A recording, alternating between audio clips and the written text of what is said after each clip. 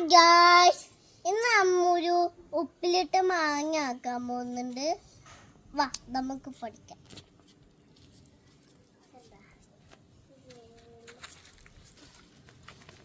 നമ്മൾ ഉപ്പിലിട്ട മാങ്ങ.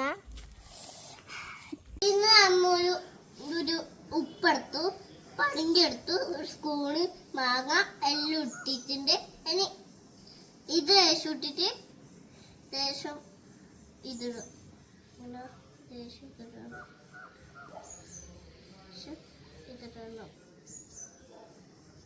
അപ്പൊ നമുക്ക് തിന്നോക്കിയാലോ.